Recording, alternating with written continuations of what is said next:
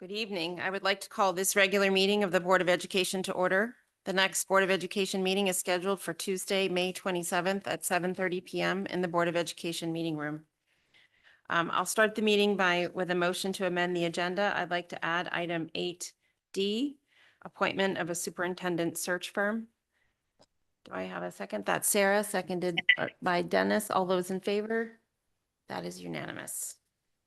Okay. All right. We have a couple of items, so I'm going to just move past the chair's report and go directly to public comment so we can keep moving. Superintendent's report. Not public comment.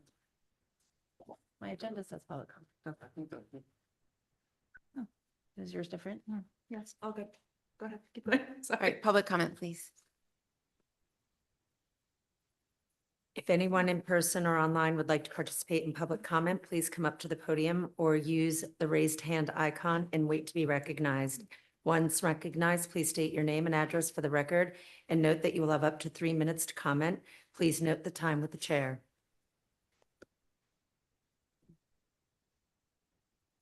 Do you have anyone online, Simone? But no, there's nobody online. Okay. All right, with that, we will move to the superintendent's report, Sarah. Good evening, everyone. It's nice to see people in person here for special reasons, and for people online, thank you. Thank you to the RTM last night, the members of the RTM that represent the entire community for their approval of our budget, and in particular, if I may say, to the RTM F&B and RTM Education. This is a town that is very, very supportive of education, and we thank them for continued support our budgets. I want to congratulate Lauren Jung, who's a DHS senior. Lauren was a recipient of the National Merit Scholarship and was awarded $2,500. She's one out of 15,000 who applied for it and was recognized.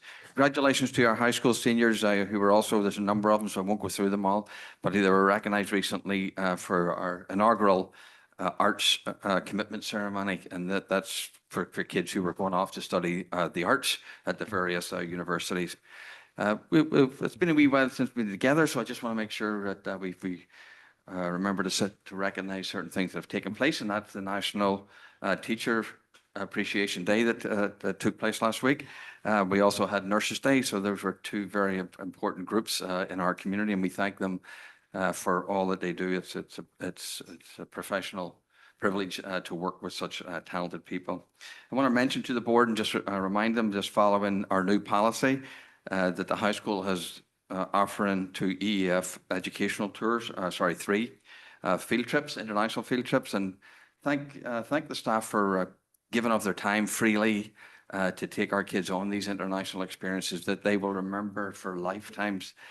In April 26th, there's a Spain trip. In April 26th, there's a France trip. And June 26th, there's a trip to Japan. The board has the general information on that. If you want any more information, I'd be happy to pass that along. Good luck to our seniors. Rana, you're doing your internship starting next week, I believe, right?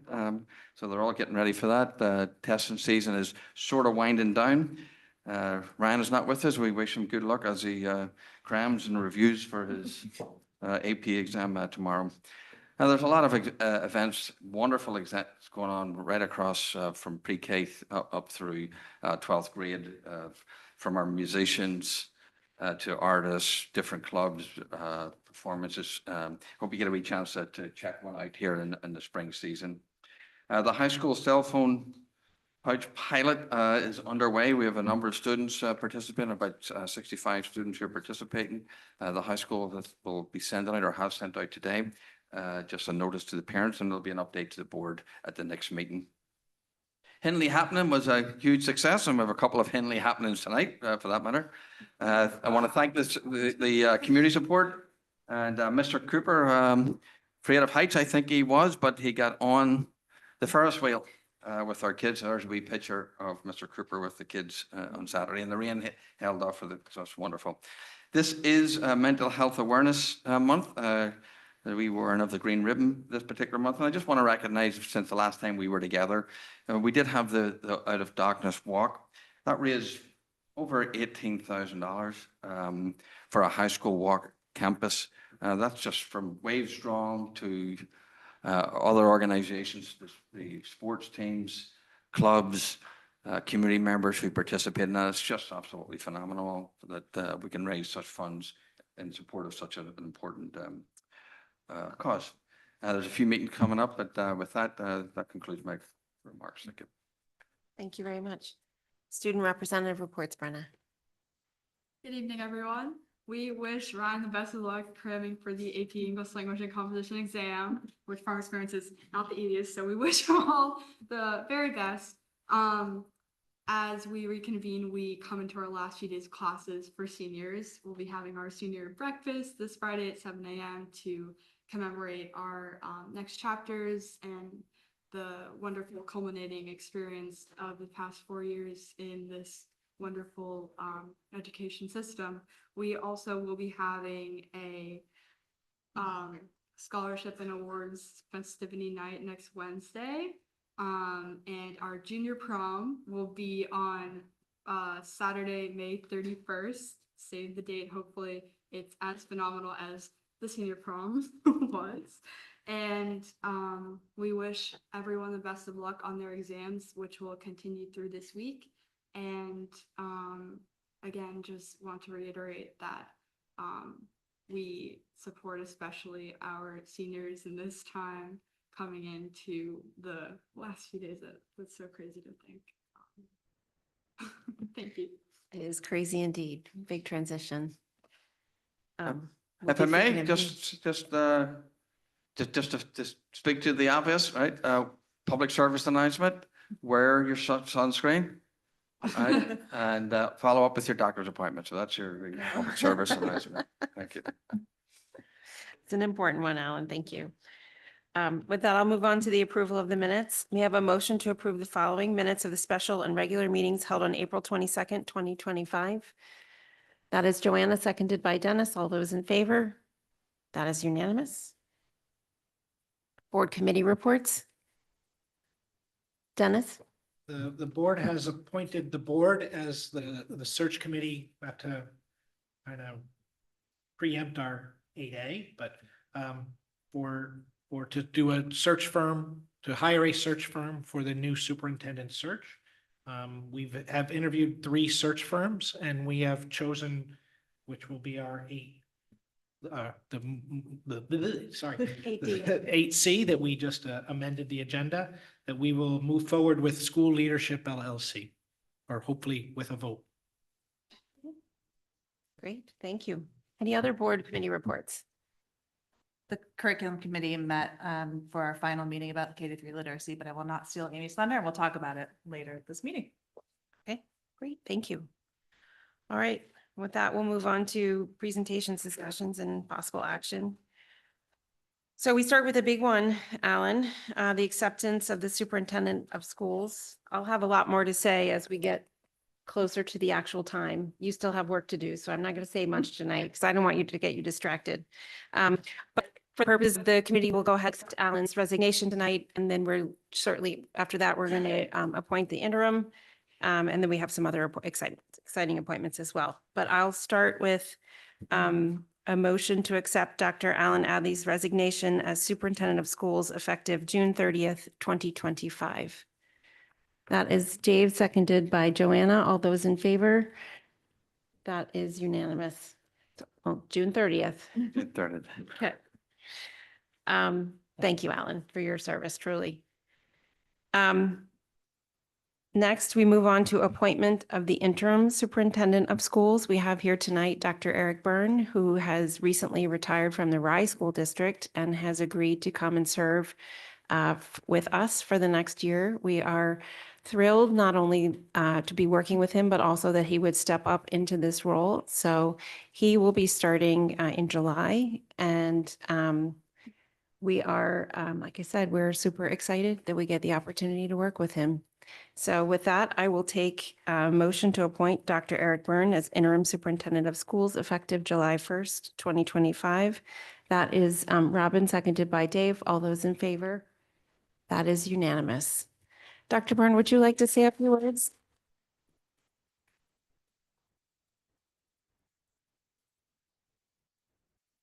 Thank you very much to the board for this opportunity and your confidence. I look forward to collaborating with all of you in service of the children and families of Darien.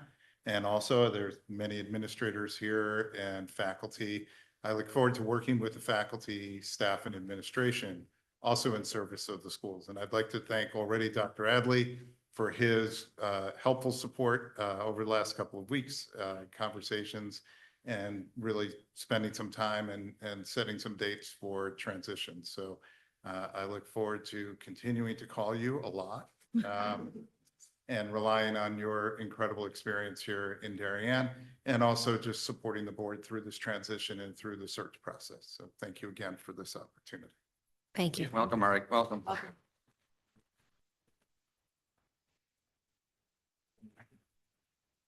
Okay. Next, I would like a motion to appoint Ms. Mary Beth Genatasio as Assistant Principal for Hinley Elementary School. That is Greg, seconded by Joanna. All those in favor? That is unanimous.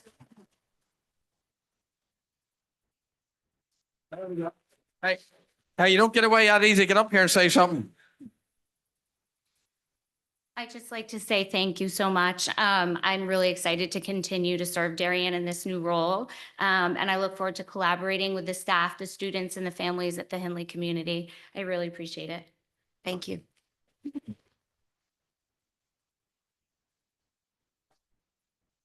And then next, may I have a motion to appoint Ms. Christina Braz Taylor as the SESS Assistant Principal of Hinley Elementary School? That is Dennis, seconded by Joanna. All those in favor? That is unanimous. Thank you.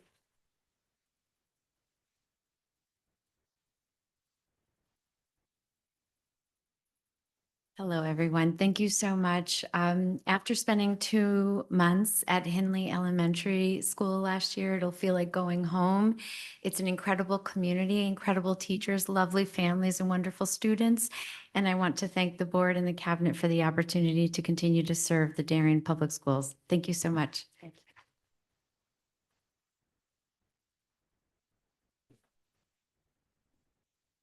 Okay. With that, we'll move to the appointment of the superintendent search firm. Thank you all. We're really excited to work with each and every one of you, and thank you for stepping into these roles. May I have a motion to appoint School Leadership LLC as the superintendent search firm for the Darien Public School District? That is Dennis, seconded by Robin. All those in favor? That is unanimous. Thank you, and we look forward to working with school leadership. We appreciate their willingness to step up to the plate. They're a leader in superintendent search firms in the tri-state area. And there'll be a lot more information for the community, particularly in the fall as we kick off in earnest. So I'm not suggesting people are not interested in K-3 reading at all, but if you feel so inclined, you may step out at this point. This is a good wee opportunity, or you can stay to listen. So I'm just in a courtesy. You have spouses and other people with you.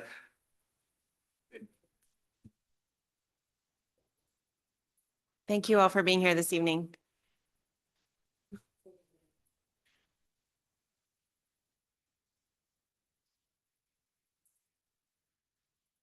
Okay. With that, I'll actually move on to discussion and possible acceptance of the contemplated gift for the DHS Music Department.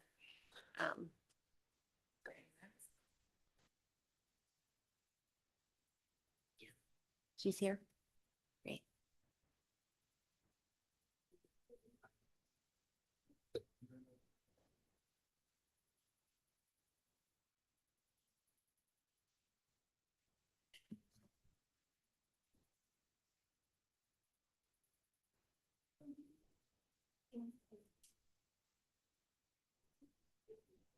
I'm just pulling up Colleen. Oh, yes, okay.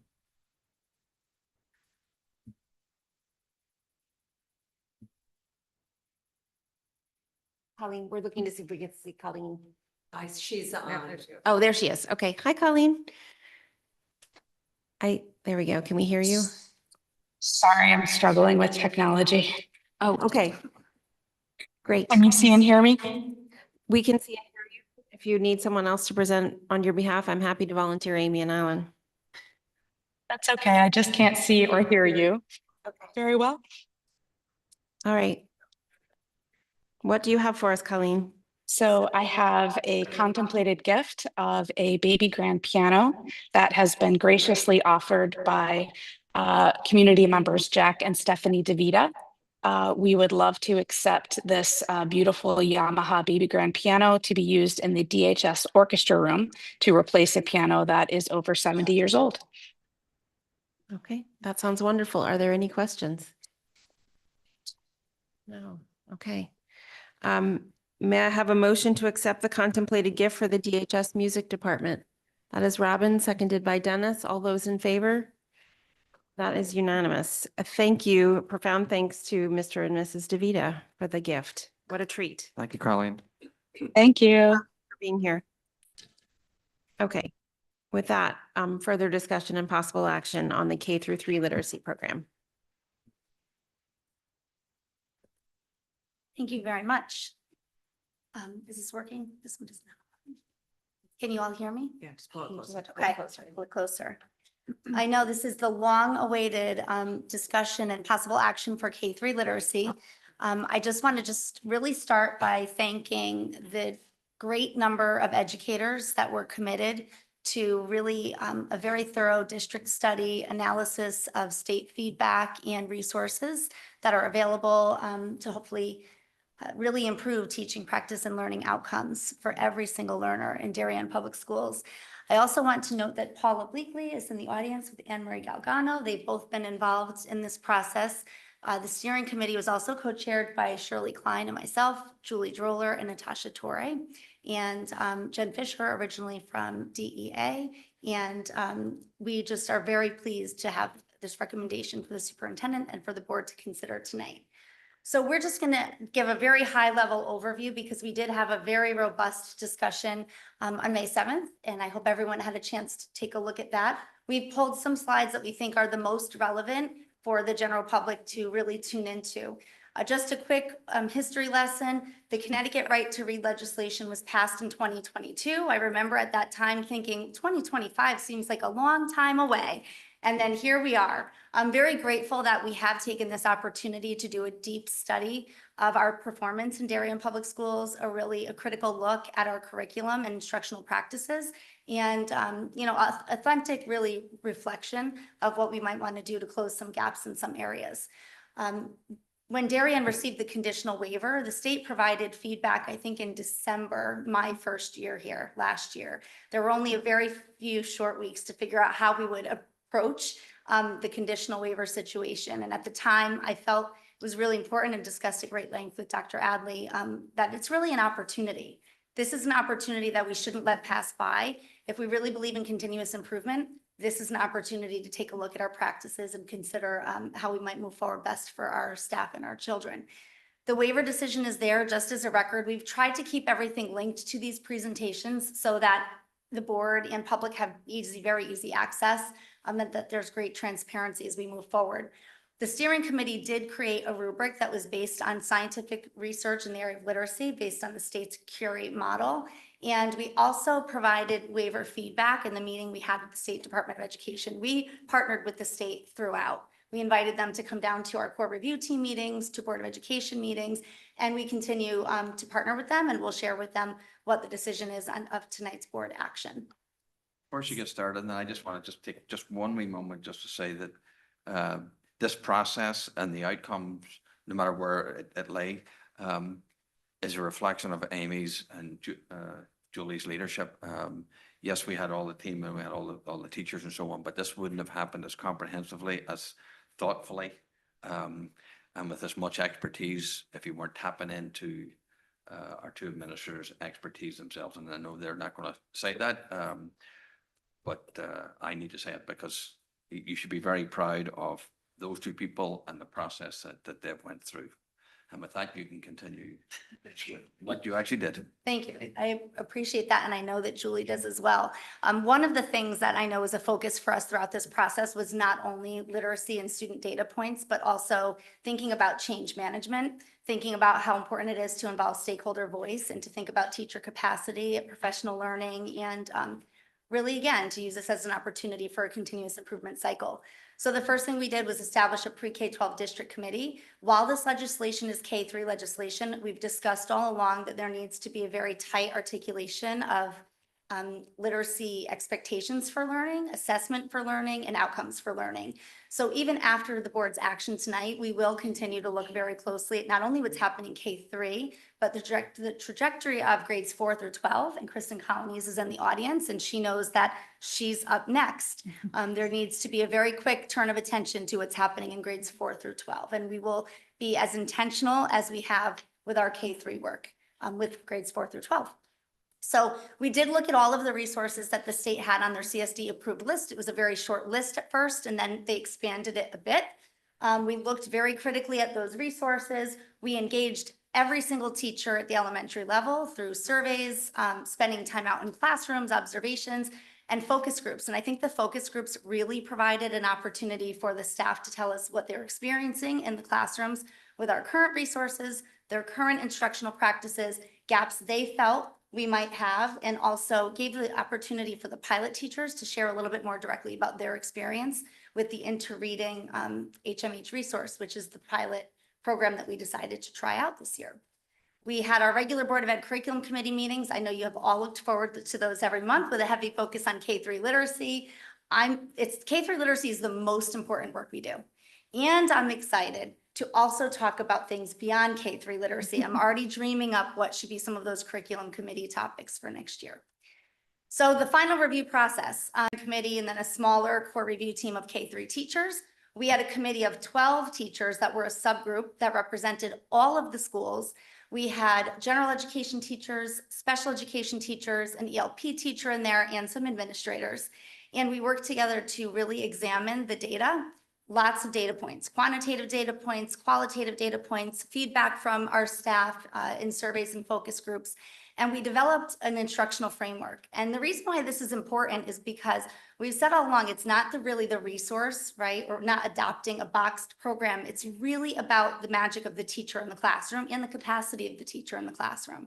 And so when we're thinking about looking at a curriculum, which will be written to meet the needs of our Darien Public School students, based on the standards, we want to make sure that we're clearly identifying what are the instructional practices that we expect to happen in every single classroom, kindergarten through 3rd grade. And that instructional framework is available. It's linked also to this presentation. And that will help us be very clear about how we talk about a literacy block. There's a 120 minutes, and we want to be really clear what goes into those 120 minutes so that every student has access to the same beginnings and every student is assessed to make sure that they're hitting those milestones. We then made a document so that we could compare the resources, and you could see that as you look down that document, that again is linked there, it was clear that the interreading resource really met all of the expectations that the staff has set for a strong core resource for learning for our students. And so we did determine to go with interreading, and I'm going to talk a little bit about Heggerty as we move forward. It was resounding from the committee of teachers and the teachers that engaged in the pilot that professional learning for implementation will be very important. We know that. We have to support change management. We can't just provide a new resource. We really need to be talking about instructional practices as well, not just handing a book to staff. When we did think about how we would come to this recommendation for Dr. Adley and for your consideration, we did use a consensus protocol. And so we've been very transparent about that. And we did show a picture of what that was in our last session. And really, we're very proud that the staff had challenging conversations. We really pushed each other's thinking throughout these 2 years. And then, as happens in the publishing industry, version 2 was stated that they would be phasing that out and coming up with version 3. And so, of course, I had a little bit of a heart attack about that because of the timing of this 2-year process and the board's consideration and possible action. The good news is that version 3, really the only change in version 3 from version 2 is that it's actually more organized. And instead of having just the structured literacy approach, they've updated it so that it's not just structured literacy and foundational skills at the upper grades. It's just structured literacy all the way across. And everything comes in that one resource with regard to structured literacy.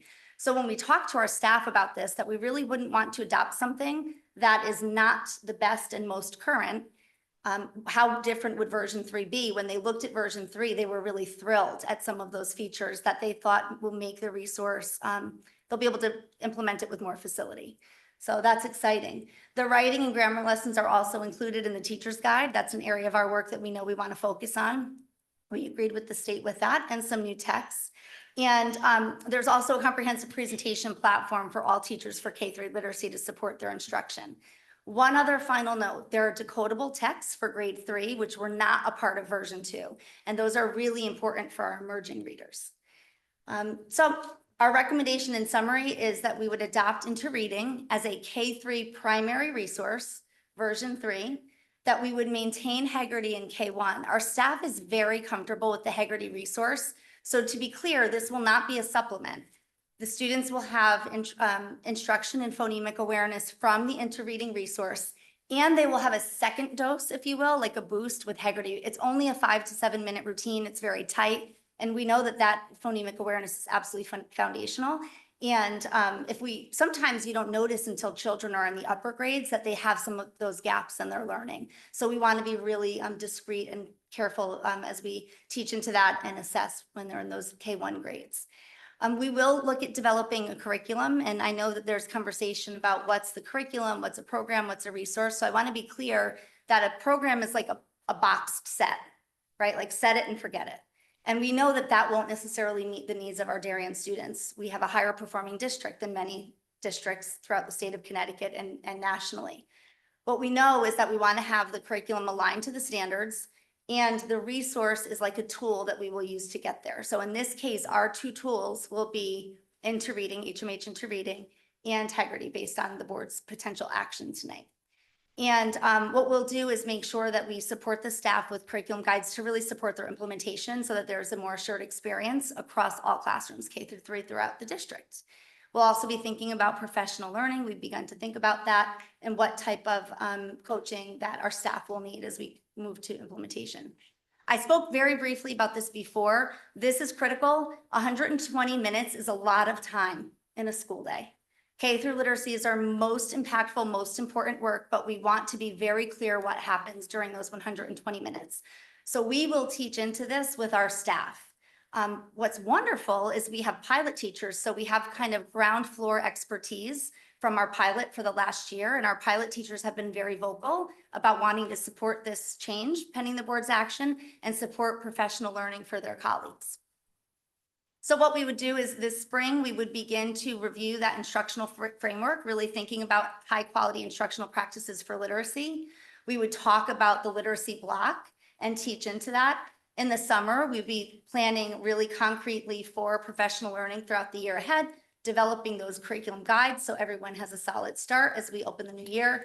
And we also need to do an analysis of the battery of assessments. We know that we will continue to use AIMSweb as a universal screener that is part of the K-3 right to read legislation, and it's an important assessment that we use. And then we'll think about what are the other assessments that will help us really get to know our readers best so we can target, provide intervention as quickly as we need to in a very focused way. And then we would have full implementation in 25-26 with opportunities for professional learning, our PLC, grade level times, grade level meetings, and MTSS process. And Shirley's going to be talking about that next. This is kind of the perfect storm in a good way, I believe, to be talking about K-3 literacy with this detail and with this much attention, and MTSS simultaneously, which really gets at not just what's happening with intervention, but what's happening in the core classroom for every student, and then with an unbroken continuum through tier 2 and tier 3 when supports are more intense. So it's good timing for that.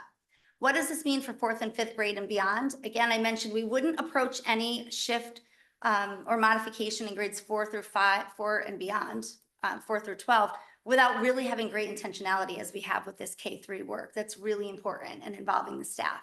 So for the year ahead, the resources that are implemented the rest of the elementary grades, grades 4 and 5, would remain the same as they have been in the past. We'll be looking at the curriculum to determine what those gaps are. And we know that we need to go into next year with a focus on writing. So we can't wait and say, do we need another resource? We need to focus on writing through curriculum revision and professional learning in the year ahead, because time doesn't wait. Those kids are going to be in 4th grade, 5th, and moving into the middle school. So they need to be ready. We need to provide some reinforcement there with some things they might not have had, not having had this program. Closing thoughts, this reflects a 2-year thoughtful review by our educators.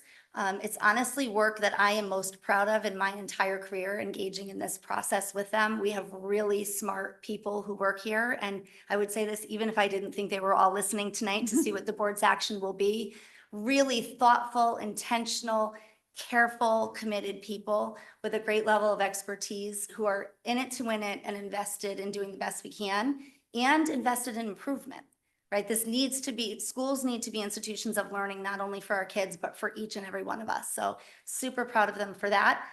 This recommendation does align with the K-3 legislation. I think that that's important, but it's not our entire why. Our entire why is we believe this is what's best for all children in our classrooms. And we believe that this is going to strengthen our Tier 1. Actually, one of our APs at Henley just mentioned that as well. Something I want to point out, if you did not hear this at the curriculum committee meeting on the 7th, one of our special educators was at the table and she had mentioned to the board that what they've seen already at that particular school, it was Tokenique, is that when a student was struggling in the core, or any student, with the core curriculum and core instructional practices, through into reading, it was much easier for the team to decide what the point of intervention was, just by the design of the resource. So we're very hopeful that there will be a more seamless articulation between the core classroom all the way through special education services, which is really critical for kids. Kids don't learn discreetly from one adult to the next. They learn in a very continuous way, and what they experience as far as their goals and instructional practices has to be seamless to them to really accelerate their learning. So we're excited for that. We did link the core review team. I would encourage you again to see who is on that and the PK-12 steering committee. And again, extend gratitude to the very committed educators that have been a part of this and will continue to be in the year and hopefully years ahead. And I'm happy to take any questions that the board may have. And I also thank you as a board for your commitment and your stamina for talking about this for 2 years and the thoughtful questions you've raised throughout the process. Very much appreciate that. Thank you. Welcome. So I will build off of that if you don't mind. So as chair of the curriculum committee, again, we've had some stamina. It's been 2 long years of having this on our agenda every month, but I will echo what Dr. Radley said. The way that Dr. Fedigan and Mrs. Droller took this opportunity for improvement and was it disheartening when we got that waiver? The results, yes. But it was also, the way that we approached that as a district, I think was a great example for our kids, for our staff, that we always have room to improve. And I'm proud of everybody for doing the work and doing the deep work that has been done. We, as a curriculum committee, in the various forms of it over the past 2 years, have asked a lot of great detailed questions. So hopefully all of your questions have been answered, and the curriculum committee is in support of the change and the adoption of the HMH into reading with integrity. So, it's been a long process, but thank you. I've learned a lot. It's been very enjoyable, so thank you all. Okay, I'll open it to board questions. Are there any? Joanna? Thank you so much for all the work. I'm also very excited about this. There's been a lot of mentions of PD that's necessary, a lot of throwing in PLC, which, high school parents know what they are, but not necessarily elementary school parents. And I'm wondering if you've already started to think about, what that is going to look like and if that's going to cost extra money, that kind of stuff.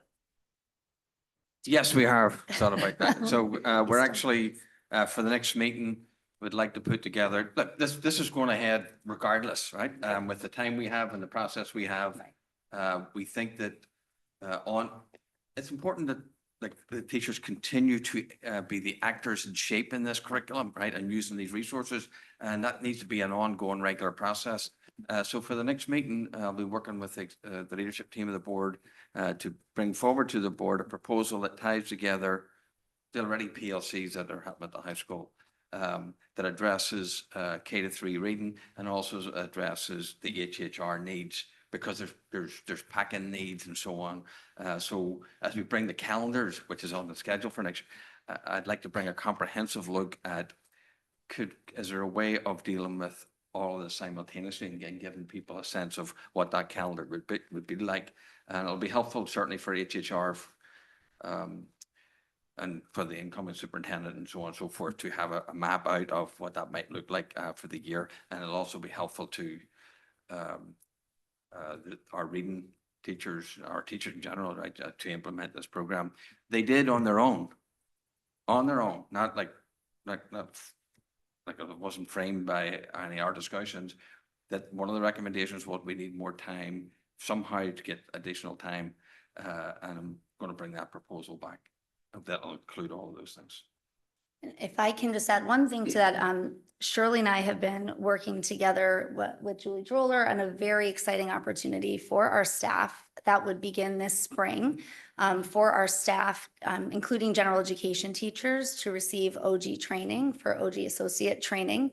And the following year, so that would start in the summer, the following year we would go into the practicum, because the desire would be to be having our teachers in the general ed setting also have that training and the discrete knowledge of how to support the reading development of children of all different types of profiles of readers. So we're working collaboratively to do that. We're very excited about it. We've probed the interests of our staff. And within an hour, I think, of the probe going out, 16 gen ed teachers had responded and counting, and some special educators are also responding. So that could be a very powerful opportunity for us to have general educators and special educators learning together and asking really important questions together about children and reading in one room. So we're excited for that, and more to come for sure on that. Will that be presented in concert with what Alan is just described? No, that will probably not be described in great detail then. It all really depends on when we can finalize what we're working on with the group. But we certainly will be coming back to the board with information. And I think it's something that I've heard the community for quite a while. Yep. And we should know more about it in June. And just to Joanne's question, the board did approve money for the OG training and program for the 2025-26 school year. So we have that as well. So between our, your RC and the RC 24, we should be able to support that. Okay.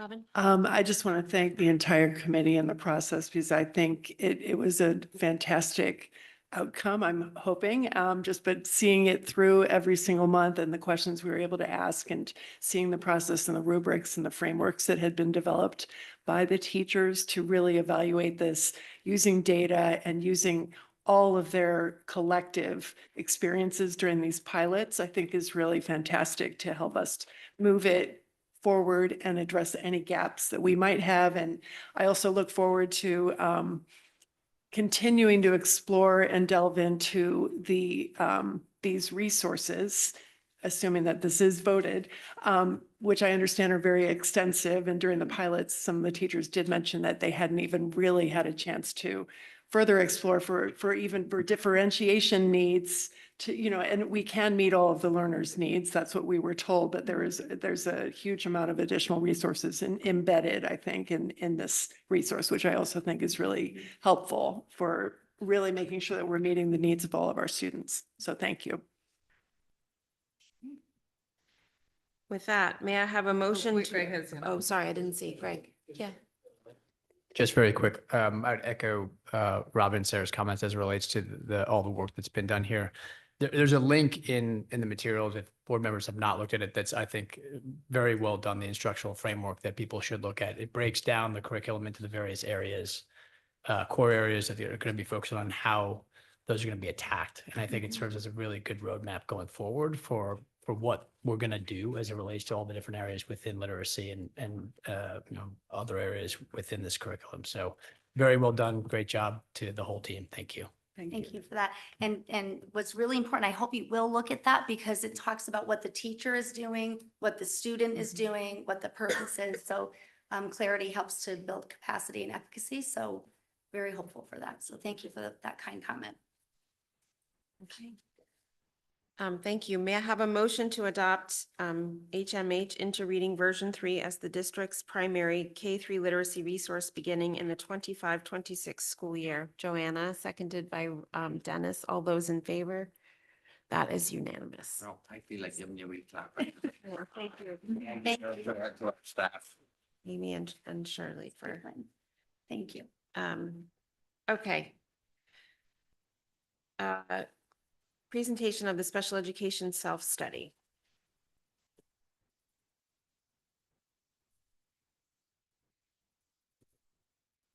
Thank you. And Amy, thank you, because I can't think of a better segue into what we've been doing. So the timing is extraordinary, almost serendipitous of how that works. And I think, the research before we begin, the research does show that when the question was first posed, I think by Mr. Groundling at one of our prior meetings, which is, can we add more and more insight and understanding into the classification rate and what may contribute to that?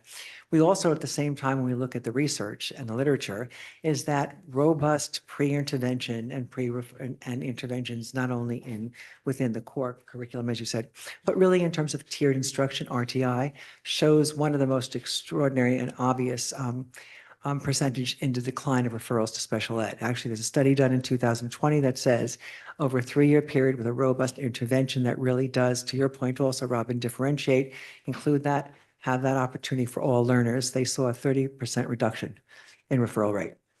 For academic and literacy in particular, they saw a 15% reduction in behavior. So we know that together, and I think that's why the timing is, just to go back, we've learned so much from Amy and from Julie during this process, and also from the elementary administrators of what happens in the classroom, what we need to look at in terms of pre-referral. So thank you to Amy, thank you to Julie, thank you to the elementary school leadership teams also for all their work and contribution in the self-study. Okay, and I think Dr. McCarthy is here this evening. If I can just, though, for anyone in terms of the community who may recall, back in November when we did our presentation on special education overview initiatives, what did come up from several board members and many questions that were answered in memorandums also is, when we're looking at, can you inform more about the variables that may go into classification and referrals?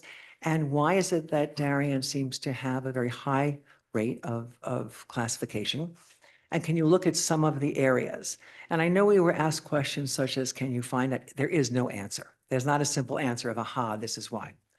But we did find in our data review and study of variables that contribute to referral rates. And what we can look at, and when we analyze the data, is 1, pre-referral and intervention, and 2, looking at our practices of what are we currently doing or what could we do moving forward in recommendations. So for this evening's presentation, before Dr. McCarthy begins, just an overview, and I know you had a chance to see this prior to this evening's presentation. We looked at background information, and in that information, we looked at factors that impact identification rates. We reviewed local, state, and national trends. We also looked at policy and regulation changes and how that may have contributed to referral rates. We looked at the methodology used. We also looked at our results, and in our results, what we found in the data analysis were some of our trends, how pre-referral process impacts that, how eligibility determinations in terms of different buildings and across the schools impact it. We looked at our cohort analysis, and also we looked at local trend comparisons and over the years as well. What you'll see tonight also in looking and reviewing the data is consideration of case studies and staff interviews of what we may have done for intervention or what maybe we could do for intervention in moving forward. And that's our final discussion on next steps. So I'm delighted to turn over to Dr. Scott McCarthy. You may not all know how much Dr. McCarthy enjoys data analysis, because even when you think that's the last question, Scott will come back to you and say, well, no, you didn't look at this piece. Because if you would have looked at this piece, you would have seen the answer to that. So I can't tell you how enthusiastic Scott is here tonight to talk to you about what we've learned, what we hope to be able to convey and share, and in moving steps forward, what we came back to, which is what the premise of all of our work has been, which is all students are students in general education. What can we do within general education for pre-referral, for intervention, and for all students to have the opportunity to access teaching and learning? So I'll turn it over to Scott. Great. Thank you, Shirley. And, as Shirley said, it's not just that we continue to have questions, but also that all good research continues. And so this is the start of the work. But identification rates are a complex statistic, and it has complex factors that contribute to the statistic. And so this is the start of our work, and that work will continue. And part of this presentation is identifying those next steps. And so it was really great work for me as I started my role working in K-5 this year as sort of an onboarding process to engage in the study of this data. And so I thank the board for asking us to complete this question. complete this exercise in November, because it's given me a really great opportunity to learn the information. And I think it has really coincided with the work that Amy and Julie are doing as well, and will really help us develop a robust unified system. So as Shirley said, the structure of the presentation is a little data heavy. And so we'll give some context to the data that comes from interviews that we completed with each of the elementary buildings, and with a number of other administrators, including Amy and Julie, of course. We'll give some factors and background related to national trends, state trends, as Shirley shared. We'll talk about the methods of how we engage in this work, and then we'll talk about what those results are and what are our next steps. So to give some context to, as I shared, what contributes to an identification rate. We think about changes in student population needs. So an obvious one that we think about right now is COVID, right? But changes in technology, changes in culture and in climate, any changes in student population needs can adjust identification rates. The robustness of a tier 1 instructional model and how our tier 1 instructional model is both designed for curriculum and implemented for instruction. Early intervention frameworks, so those would include SRBI frameworks, MTSS frameworks, any other early intervention frameworks that can exist. Today, some of the things that we think about is what did birth to 3 look like during COVID times, and what did that look like as an early intervention framework, and how are students looking different than they may have looked 5 years ago when they were arriving to us in preschool. We think about the calibration of our eligibility determination across different administrators and different buildings, and think about, are we using the same frameworks for making eligibility determinations for students? And then, of course, regulations, policy, court decisions, those are things that directly impact how we operate and practice in this space. So we'll start off kind of high level and talk about some national trends that we've seen. The graph to your left shows the number of students eligible for special education in the entire country over the past 5 years. And what you can see is there's been about a 10% increase, about 700,000 more students have IEPs today than in the 1920 school year, with a small dip in the 2021 school year. And the Darien Public Schools sort of matches that exact trend line. We had a small dip in 2020, 2021, and then we had a precipitous incline right after. To the right, you can see that broken down by state. And you can see that the darker the shade of blue, the higher the identification rate of the state. And that New England is a fairly high identification rate space. So states like New York, Pennsylvania, Maine are in that 21% space. Connecticut at that time is 17%. Connecticut has moved up into 18.5%, 19% since then. And so you can see that we're sort of in line with our neighboring states and high for the country.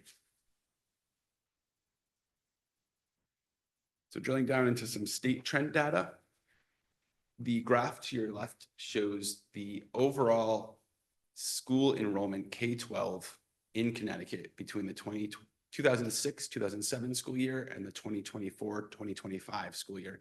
So you can see there's about 70,000 fewer students that go to school in Connecticut overall in the state. During that same time period, the number of students with IEPs increased from 68,000 to 94,000, which is about a 38% increase in about 18 years. When at the same time, obviously, the overall enrollment was decreasing. So this change in this 18-year period is 11.84% identification rate to an 18.52% identification rate.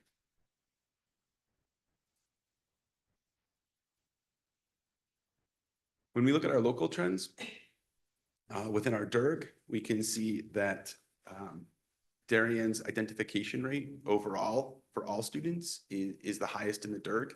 Over the last 5 years, every district in the state, or every district in the DIRG, sorry, has increased. Darien has increased sort of in the middle of the pack in terms of the actual percentage increase. But as you can see, it is the highest in the DIRG. We also shared with you in the November presentation that trend has actually existed every year since at least 2012, when we can see that DIRG comparison. So that's a long-standing trend. When we look at our actual numbers of students, to give you some context for what that looks like in terms of actual numbers of students, over the past 5 years, we've increased from 802 students with IEPs to 975, so 173 student increase during that time.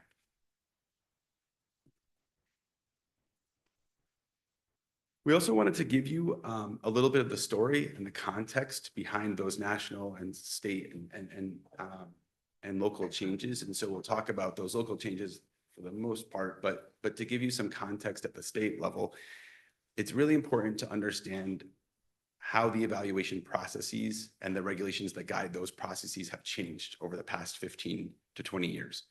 So in 2008, the Connecticut State Department of Education released their SRBI guidance document. And in that document, which preceded the 2009 change from the Connecticut State Legislature, which removed the ability of school teams to use an IQ achievement discrepancy to identify a student with a disability, the guidance document required that districts must include students' performance in the SRBI process to determine their eligibility for special education for a specific learning disability. So that was a stark change in district processes that school teams had to have students engage in SRBI intervention and then be able to document their either response or lack of response prior to determining their eligibility for special education. The reason for this change was that there was a concern that students who were vulnerable for having disabilities were being over-identified by the process in the eligibility process. And so there was sort of the swing towards provide a significant early intervention prior to identifying a student. This shifted in 2013 and when a hearing officer decision out of a case in Greenwich, in which Greenwich did not identify a student with an IEP because from their perspective, the student was responding to intervention, and they lost that case, and that was reaffirmed by the Second Circuit in 2016. That case generated a significant amount of conversation in the state at the time, because the State Department of Education is telling us you must use this process to identify students. And the courts are saying that process is in conflict with your child find responsibilities under IDA. And it created this tension between those two spaces for school districts. And so as all things do in education, it swung the other way. The State Department issued guidance that IEEs could be permitted to be requested if districts refuse to do evaluations, and sort of everybody switched the other way. Instead of requiring schools or students to go through the SRBI process, if we got to an initial referral PPT meeting, the teams were going to test students. And so you see an increase in the number of students who are being evaluated by school districts, and that increase is happening prior to students receiving that intervention. And so that also played a role in the changes in the identification rates that we see.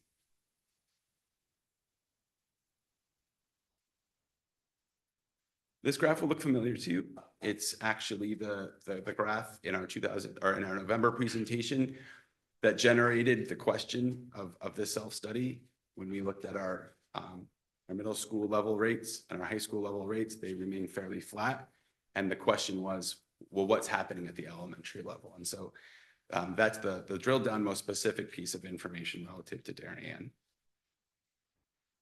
So we took all of that information, all of that background information, context, what's happening at the national level, the state level, what's happening in our DIRG, and then we engaged in the self-study process, which had a heavy emphasis on data collection, looking at all the information that's happening in our district, in our schools, in our referral processes, in our SRBI processes, and analyzing that information.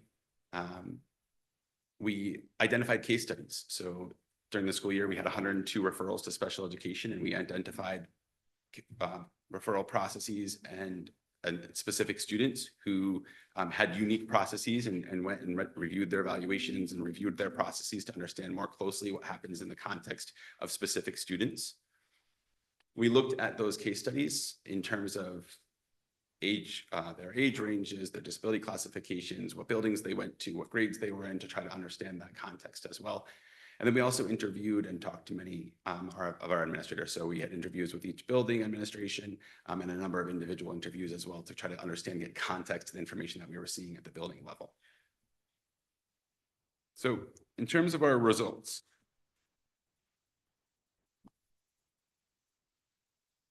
so to give an orientation, we'll first go through the data analysis and our district trends. We will talk about our pre-referral processes and the data that we collected there. We'll talk about eligibility determinations. We'll show you a cohort analysis of one specific cohort. We will look at our local districts and look at what they're doing and what the trends they've seen. And then we'll infuse the considerations from the case studies and the staff interviews into those data to give context.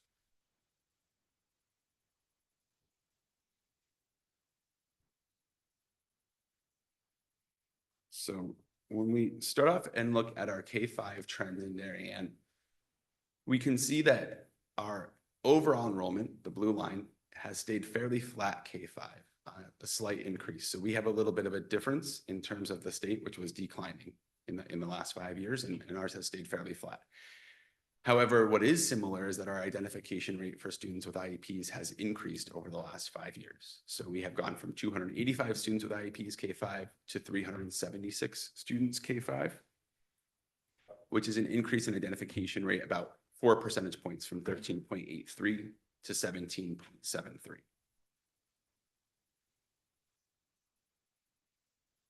We drilled down and took a look at this school year.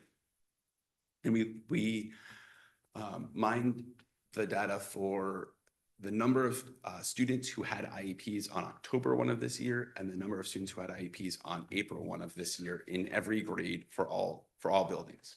And what we can see is that in each grade, there is an increase in the number of students with IEPs as the year goes on, except for in the 5th grade school year.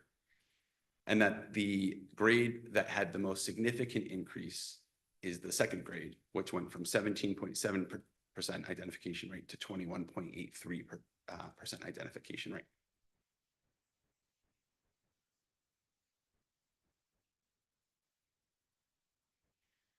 We also took a look at the kindergarten class of sort of the COVID year and wanted to look at what happens to them over 5 years. And so we see that in their kindergarten year, they started off with 30 students with IEPs with a 9.62% identification rate.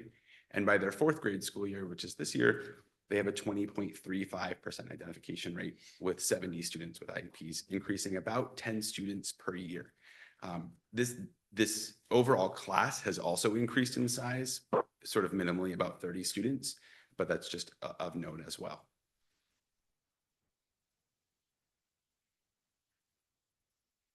As Shirley and Amy shared, we also wanted to look together at our trends and referrals. And so I think Amy and Julie for working with us to provide us a significant amount of information and context around our SRBI information, which will guide the next few slides. On the top table, you can see that we received, as I said before, 102 referrals to special education to date in Darien. 67 of those referrals were parent referrals and 35 were school referrals. 49 of those students had already engaged in the SRBI process. And of those 102, 50 were found eligible. Just to note as well, there are 19 evaluations that are still in progress. And our eligibility rate in terms of our referrals is a 51% identification rate. We broke that down a little bit further to look at our referral sources and the percent eligible, the number of students eligible by referral source. And so you can see that a significantly higher percentage of school referrals are found eligible for special education. Of those 102 referrals, of the 50 students who were found eligible for special education, 28 of them were identified as students with a specific learning disability or a specific learning disability dyslexia. Which is, of course, not surprising. These are the disabilities that we would be identifying over time, not disabilities that are developmentally identified earlier. Oh, this one. And then the final table shows the final tier of intervention prior to the referral. So prior to the referral to special education, of those students, those 49 students who had received SRBI, 9 were in tier 1, 24 were in tier 2, and 16 were in tier 3. We broke that down further into literacy trends and math trends. And what we can see in our literacy trends is that the most common grade students are receiving tier 2 and tier 3 instruction is 1st grade, which is interesting when we think back to the data that we looked at before. That 2nd grade is the identification year. And so there's that sort of aligns. 116 students are currently receiving tier 2 and tier 3 intervention across the district. And in terms of outcomes, 65 of those students have remained in tier 2 or tier 3 since September. 32 have exited back to tier 1, and 19 of those students have qualified for an IEP. We also, in talking with Julie and Amy, also thought it was important to note here that the SRBI specialists serve another important function for our schools and support our multilingual learner instruction, and wanted to provide you the caseloads there as well. So for the reading specialists, they're servicing 37 multilingual learners as of right now. And we look at that same information when it comes to math. It's again similar that our first grade has the highest number of students who are receiving tier 2 and tier 3 instruction. 47 of those students have been in tier 2 or tier 3 since September. 24 have exited to tier 1, and 7 have qualified for an IEP. And in math, a much lower number of students are receiving ML instruction from our specialists, only 3 students.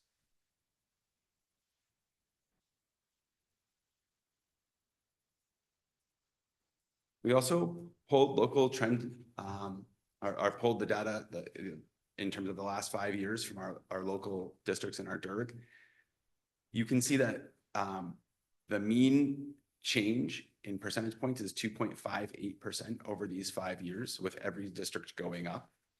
The highest increase is in Easton with a 5.87% increase, and the lowest increase is in Wilton with a 0.9% increase. We did take some time to initially start to look into, can we understand some of these differences? And we don't have all of the information yet, but one of the things we did want to highlight for you that was just interesting is that we learned that the Wilton Public Schools began a SRBI ESY program the year after COVID for all tier 2 and 3 students. And what that SRBI program provided was daily intervention in the summer for 4 weeks, 4 days a week for 45 minutes in either literacy and math. And if they found that was so successful, they've continued that, and they still continue that today with their reading specialists and math specialists. So just an interesting point. Again, we haven't looked into all of the information to understand it, but it was an interesting fact that we learned in consideration of that number being the smallest. We also looked into the classifications to understand best what's accounting for what educational classifications are accounting for these increases. And what we can see is that about 80% of the increase can be accounted to specific learning disability and other health impairment, about half and half. So of the 173 new IEPs we have in the district, 65 of them are for specific learning disability, and 72 are for other health impairment, which of course includes ADHD.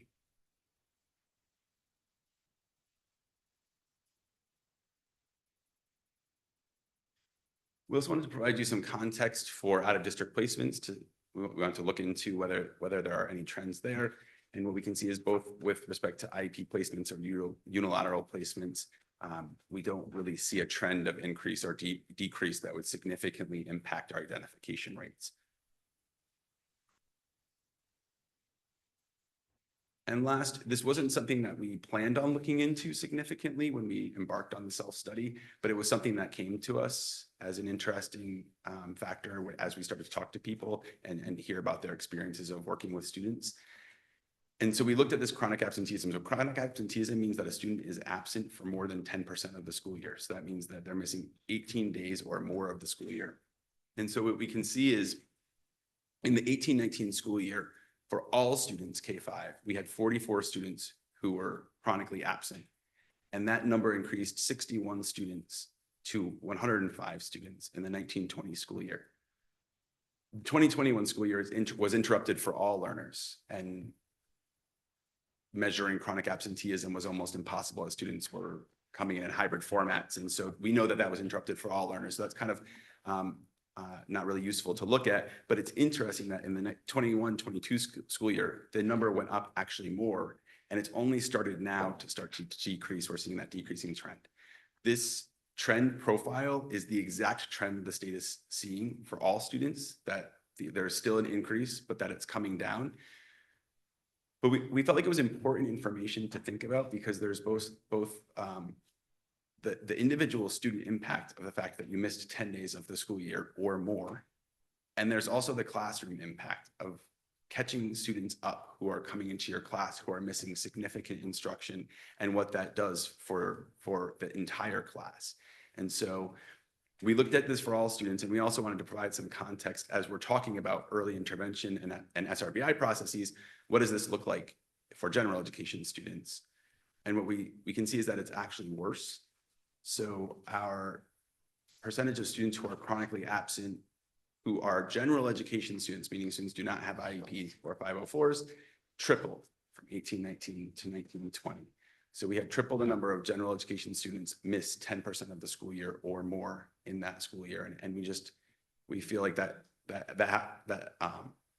can't not play a role in the amount of students who are missing instruction in our schools.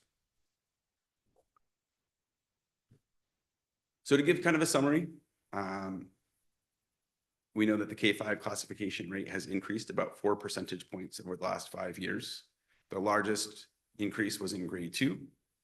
We've had 102 referrals to special education this year, with 50 of those students becoming eligible. Prior to the referral, we had 16 students who were receiving tier 3 instruction, 24 receiving tier 2 instruction, and 9 receiving tier 1 instruction.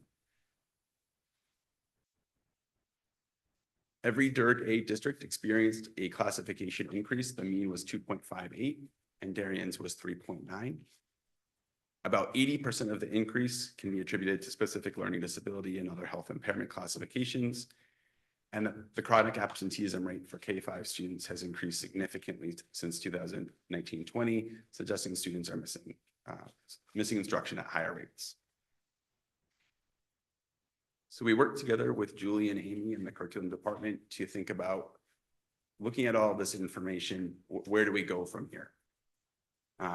So we developed considerations for the special education department, the SES department, and considerations for the curriculum department. For the SES department, we would like to look at our eligibility determination calibrations. So we'd like to work with our administrators and understand better some differences that we see in eligibility determination decision-making, and provide professional learning, do case study review, and have administrators do some learning and observing of each other in these types of meetings to understand their roles in those meetings. We'd like to increase our collaboration and professional learning with our MTSS team. So we already know that we have representation on the MTSS committee, but really be able to bring this information to them and make sure that the MTSS committee is really part of guiding this process, and that we're at the table as well. We'd like to, in that process, collaborate on the revision that's going to be occurring in the MTSS documents and procedures. We'd also like to take these data and really bring them to the buildings and do a little bit of a deeper dive into what does this look like in your own buildings. The case study review process that we embarked on, have the building-based teams do that same type of review and really start to look at what are some trends you see individually in your buildings? What are grade level trends, teacher level trends?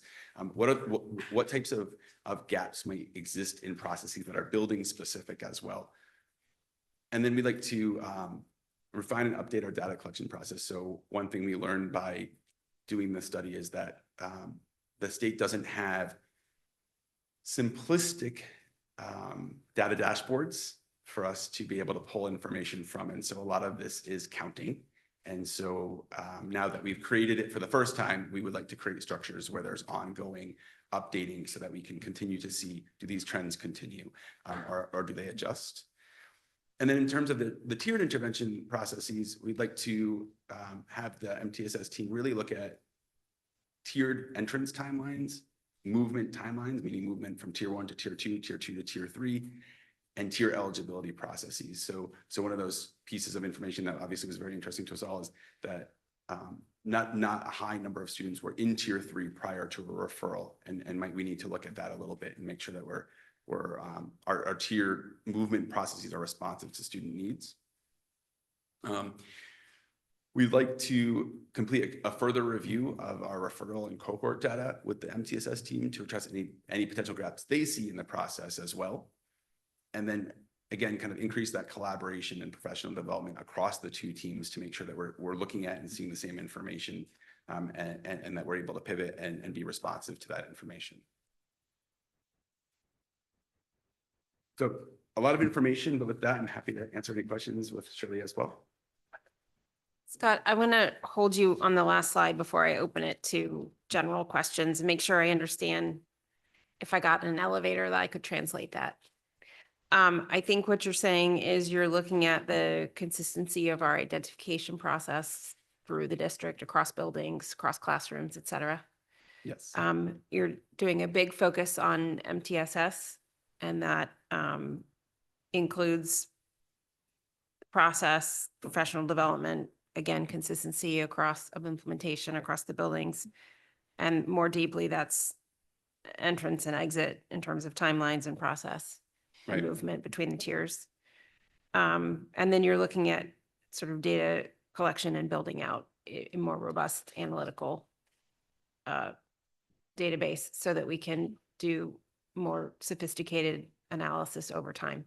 Is that how you would summarize? Am I missing anything? No, I think that's perfect. I think just to provide a little more detail too, the trends that we observed and identified are district level trends. That next other piece is going into the building-based trends and thinking about, might there be something different at one building than another building with respect to a process? And when we really like them to do that work together and analyze that work at a student level and a building grade level and building level, and engaging in kind of the same process. So that's the only other addition. Okay. Okay, I'll open it to board questions. Joanna. Thank you for this work. I think it's starting to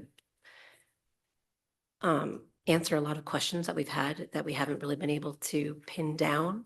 And it's very exciting to see it come together at the same time as the new literacy, the way that these two parts of our district work really dovetail to each other and interact with each other, I think is going to serve our students very well going forward.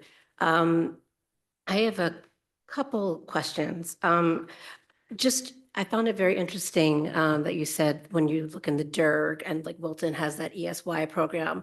I was talking to someone who works in New Canaan, and they also have a very aggressive SRBI or RTI intervention program starting right away. And I think the fact that you're going back to MTSS is very important. And I'm just wondering, while you're analyzing data, how do you start implementing without losing time between learning for yourself what's going on and bringing it back to the students? I'll just begin the conversation, Scott, and please jump in, okay? I think what we're looking at for timelines also, that not waiting 6 weeks or 8 weeks or 12 weeks to look at it. I think when Scott was referring to having real-time data to look at, meeting maybe bi-weekly, looking at the data and not waiting that length of time. Great. Robin.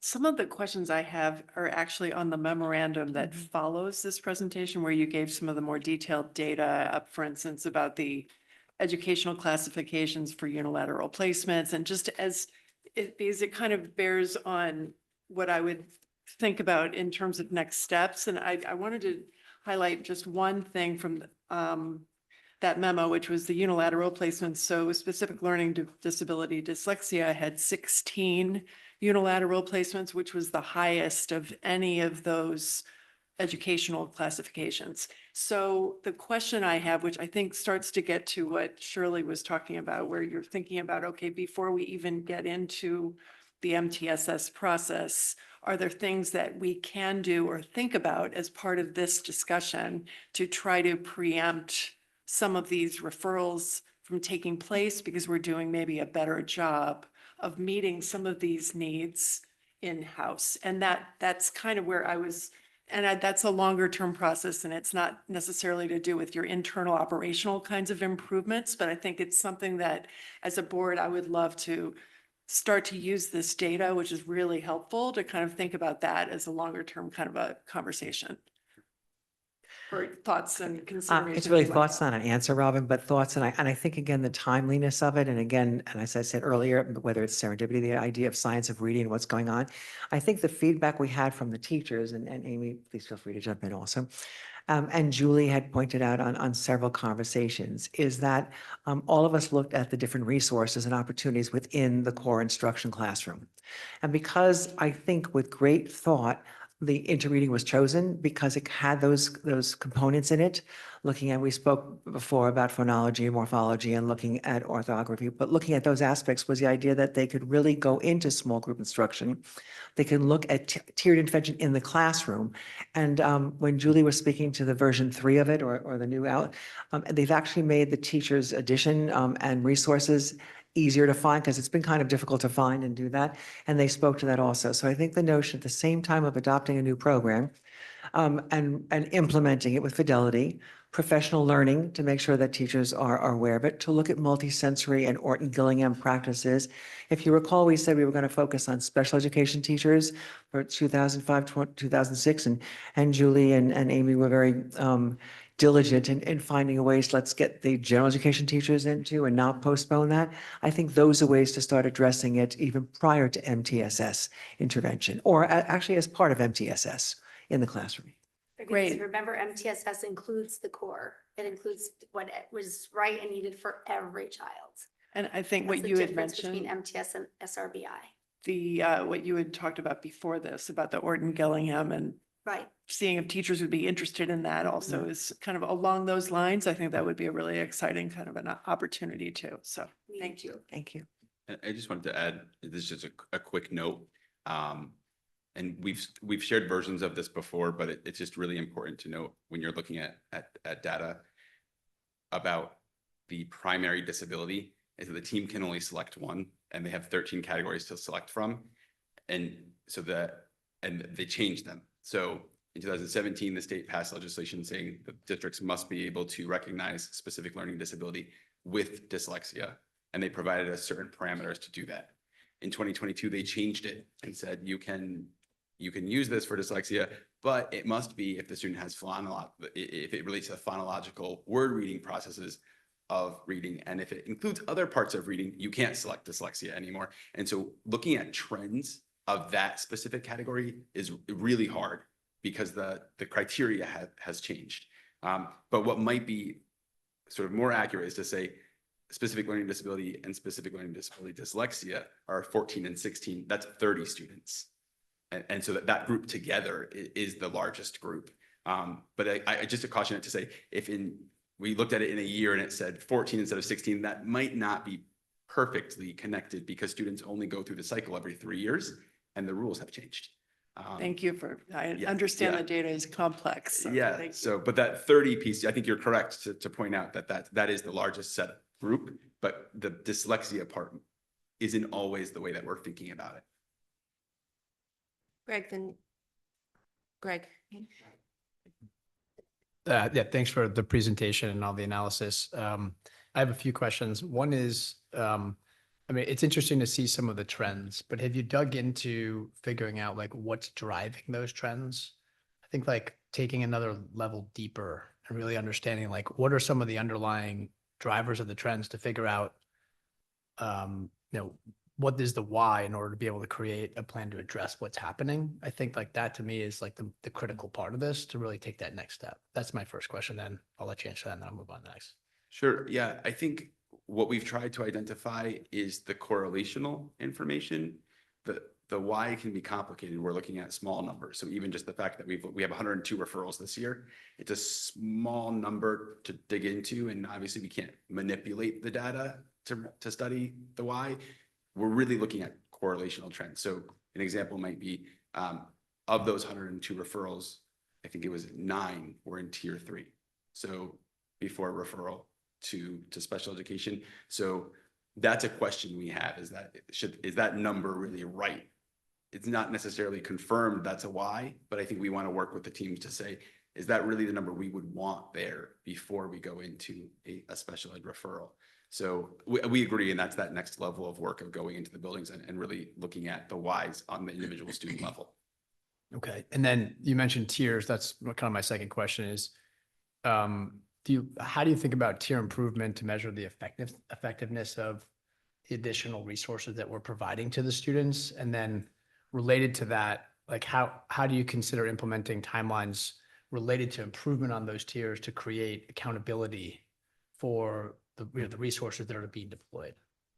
Right. So if I understand your question correctly, I think you're asking, if the student's in tier 2, how are we understanding correctly that they are closing the gap sufficiently such that they wouldn't? If they're in tier, whatever, the worst tier, and they just keep staying in the worst tier and we keep throwing more resources at them, what's the purpose of the resources if they're not improving? And So that's how do we make sure that they are improving, and how do we set a timeline to make sure they're improving so that the people who are the resources that we're actually deploying, there's accountability for those resources to actually make improvements? right. And I think that's that work with that next, I don't want to step out of my lane, but I think that's that next work with that MTSS team to say, what are our current timelines and structures to evaluate how a student is making progress in the tier? Because I think our data are showing that not every student is getting the opportunity to be in the most intensive tier. And if they had been in the most intensive tier, maybe there could have been a different outcome, but do we have the right structures and timelines? And so giving them that feedback to the MTSS team to say, let's talk about this and think about, we're seeing this trend that students are getting to the referral process without having gotten to the highest level of intervention. And do we need to look at how the timelines for getting there and what information we're using to collect? Yeah, so I think for us as a board, I think that's going to be a critical next step for us to understand like how you're doing that and how that accountability is coming to play. And that goes to my last question, which is, have you done much work in terms of evaluating like what the district is spending on a special education student for these additional resources that we're providing? And how does that compare versus the DERG? In terms of what additional resources, like the tiered resources? So I think we need to separate out MTSS, which is general ed, but you're saying what's our cost comparison for what we spend per special ed student? So let's take a proxy student A who has this cohort, these characteristics. How do we compare to Wilton? So I think that there's sort of a few inquiries there. Overall, if we were to look at the number of students, a per pupil expenditure for a special education student across those, 2 different districts, that's one inquiry. As it relates to the question of our eligibility classification, I think that's a different inquiry. Yeah, my question is overall, like, what do we like?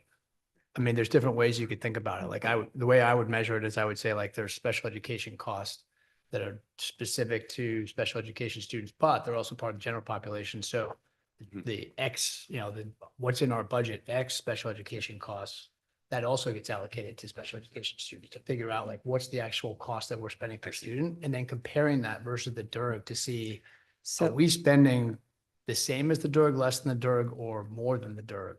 And that is a measure of Our report effectiveness. card, our annual report card from the state outlines our special education FTEs, our expenditures, and our per pupil for special education costs. So that we could pull that easily to look at that across. Have we seen that before, the report card from the state? It's No, public. you can public, but it's public, but it hasn't been presented at a board meeting.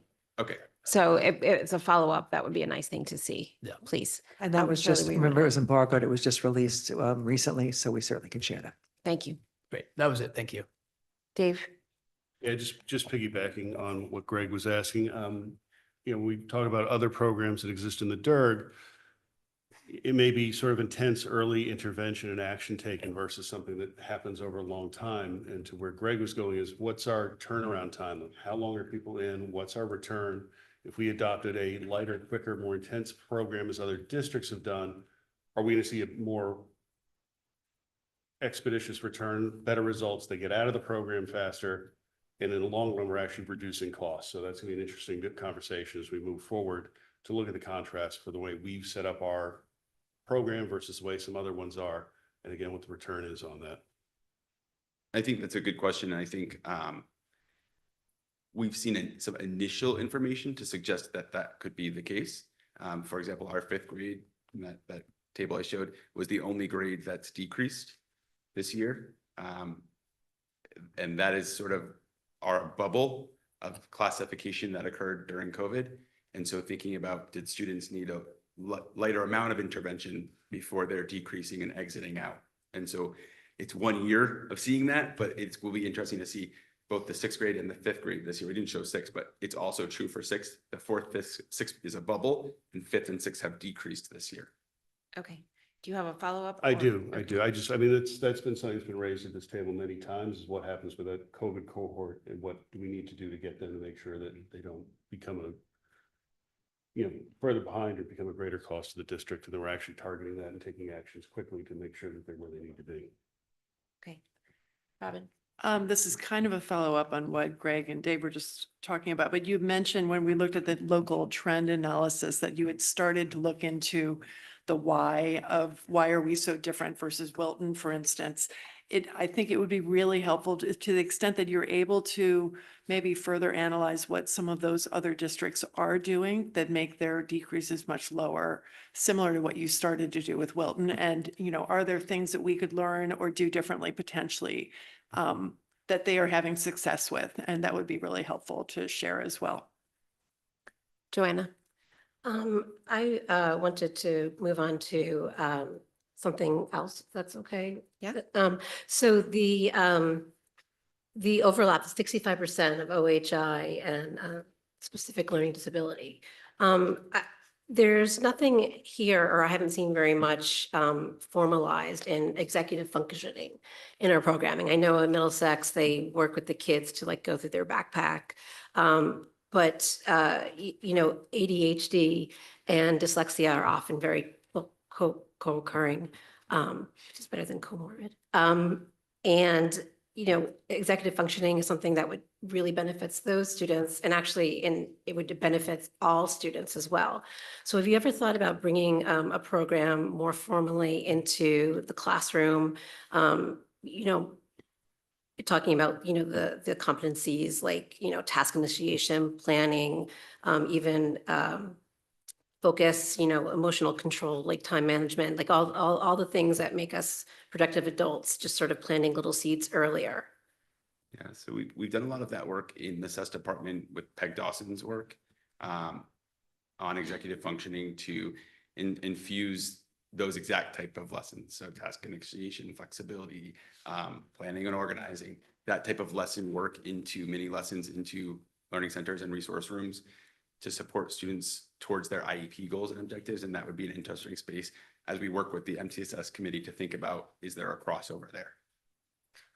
I think it's pretty significant that one of the challenges of this discussion is that we're talking about, they're saying they are one and the same, but we are talking about kids having different experiences in the classroom because we're talking about a general ed kid class. And so we've answered the question in terms of executive function from the special ed lens, but I think we're interested also in executive function instruction across the board to all of our students. Or we're talking about MTSS, which is the specifically identified cohort of general ed students and how that's affected. So and how that,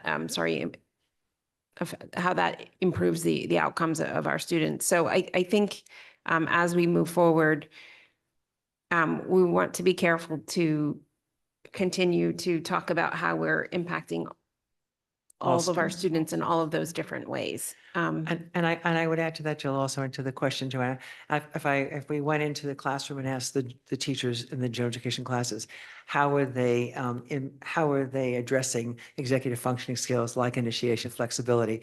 I think they take out of their pocket in many of their lessons of how they're doing it. But I think you're asking, can we find out explicitly how they do that? And I think that's a real question, because I'm sure they would line up and they probably can give us an array of 100 ways they're doing it. But I think knowing explicitly and sharing that would really be helpful.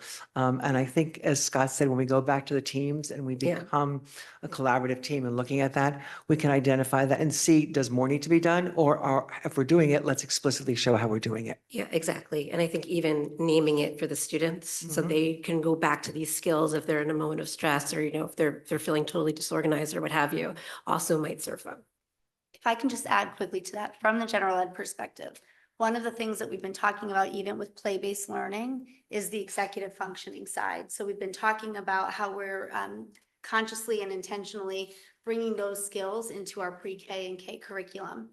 I think when you look at some of the shifts that we'll have with the interreading resource, and we think about children, for example, using planning to, as an important part of pre-writing. So you're going to hear us talking about this in context of certain areas of the curriculum, because you want to make sure that when you're working on executive functioning, that you're helping children apply, right? That they're not just learning it as an executive functioning time of the day. So for example, when we have morning meeting, that's a time where teachers are working on some of those skills pretty discreetly. And then there will be times within the curriculum where we're actually watching children apply those skills and intervening when they're not.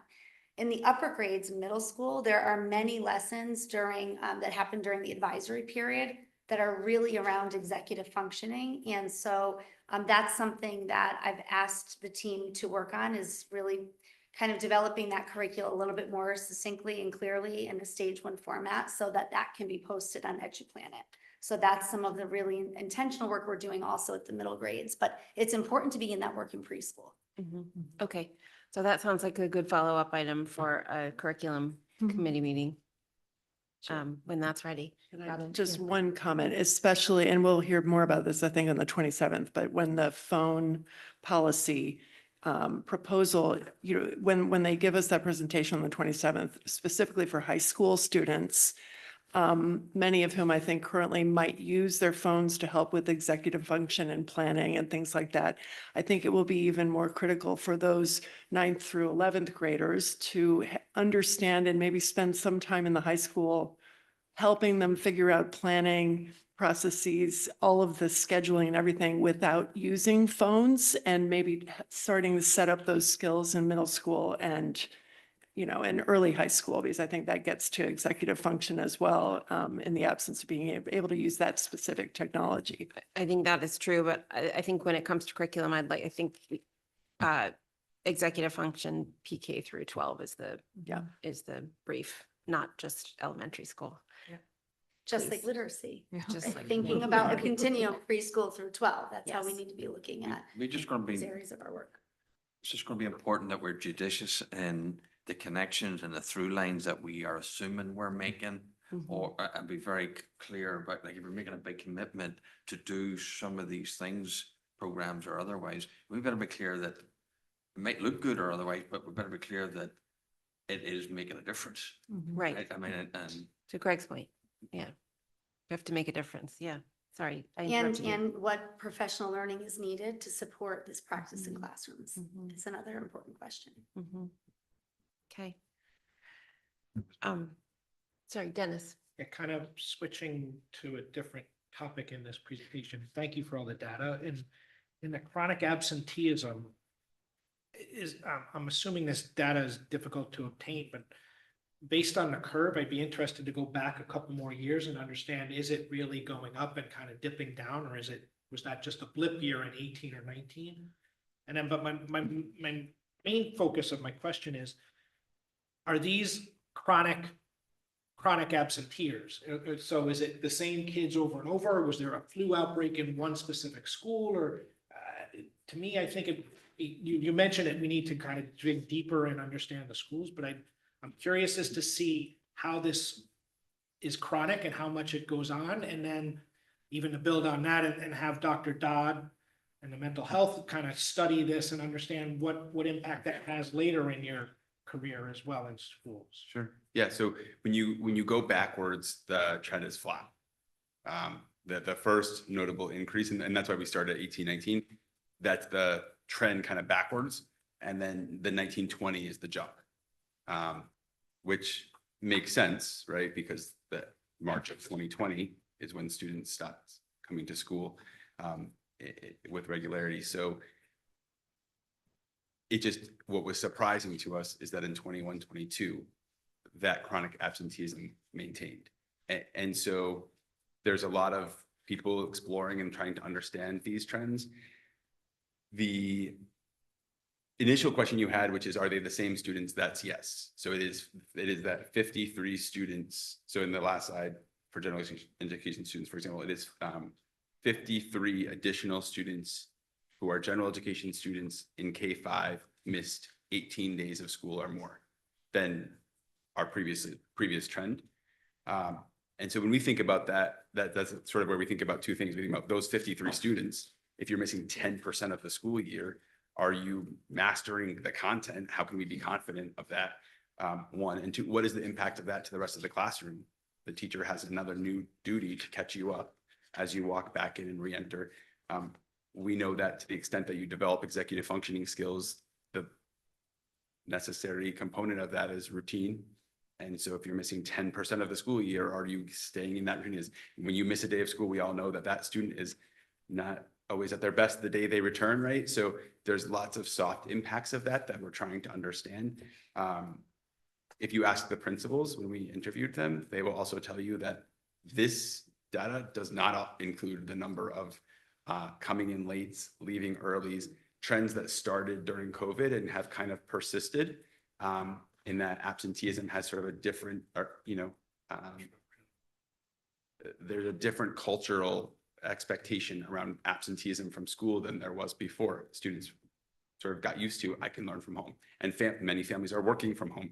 And so the necessity to get a student out of the house to go to work has changed. And so patterns have developed. So there's a lot of people looking at what are the factors, but it is certainly something that I think we want to make sure we're addressing, because we frequently get referrals to special education in 4th or 5th or 6th grade. And when we look back at attendance, we're saying, 12 days missing in 1st, 13 days in 4th. And that's a lot of instruction that you're missing over time. And what does that do to your curriculum mastery? So this is certainly an area that we want to focus some attention and prevention work. And just to follow up with that, is this data public for other towns as well? And is it consistent across the DERG and everything? So when we looked at this, we looked through our DERG and it's consistent. Okay. Yeah, so it's the same, and through the state is much higher. The thing that was not consistent from the state is that our general education numbers are worse than our high need student numbers. That was the opposite in the state. The students with IEPs had a higher percentage of chronic absenteeism.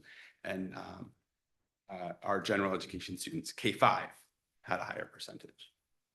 And just to be clear, we're calling chronic absenteeism could also be a student who gets the flu 6 times. So we just have to be a little careful that there's not a value or a child who's medically more fragile.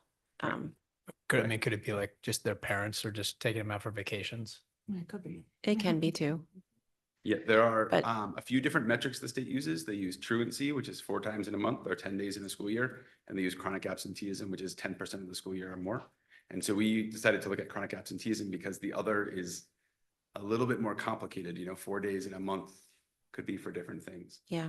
It's also important to think about, in the 2020, 2021 and 21, 22 school year, if that many students had an increase in their own absenteeism, as we know, their teachers also were taking 10 days off when they had COVID, potentially twice.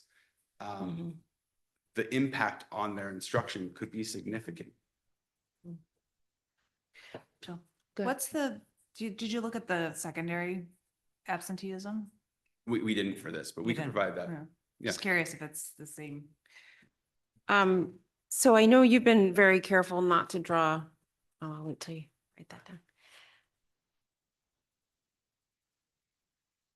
Not to draw too direct a line, to say that our identification rate is high because of our MTSS process. I understand that that's not embedded, but I think I can say that if I understand this correctly, our identification rate is high. And when that is the case, it is appropriate to build up your MTSS program and also take a look at some of your areas of general instruction as we're doing with literacy. Is that correct? I think that's correct. And I think that's really the spirit of MTSS, is that we're not looking at students in silos anymore. We're not looking at literacy, and we're not looking at math, and we're not looking at social emotional learning. We're looking at the whole student. And so when we're looking at the whole student and whether we're addressing their needs in the most appropriate way prior to a referral, we want to look at all of those factors. So that's whether, are you absent a lot and we need an absenteeism intervention to get you back to school so that we don't have you miss too much? Is that, do you need more tiered instruction? Is it that we need our tiers to move differently. There could be multiple components to that, but I think that that's that spirit of looking at the whole student and all of these factors that relate to a student's performance. Yes, I think that's accurate. Okay, so given our work with literacy, given that I already identified some work with MTSS, given that you all will continue to follow a lot of this data, how will you be working as a team? Because this is not a siloed issue. This is the whole school.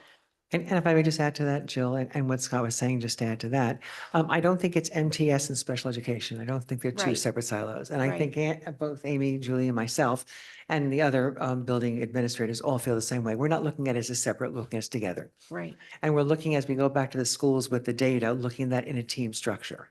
right. So there'll be representation of looking at when we review student progress, whether it's biweekly or whatever our timelines are. We review students. Some students don't enter certain tiers because parents go to referral before that. There are students who don't get to tier 2 or tier 3 because the parents, and understandably, are concerned about the length of time and say, I want to go to referral. So I think we're going to look at that it's not separate, that we, to Amy and myself, but just look at, I think all of us actually, that we're looking at that MTSS and special education services and all of tiered MTSS instruction is all part of the same. And that as we look at students' performance, we look at it in the general education setting. We look at all of the interventions and pre-referral opportunities. We look at, do we need more referral and opportunities within those classes as well? Because that might be something we come back with in terms of MTSS supports. And really monitor, is it really impacting students being successful in the tiers prior to referral?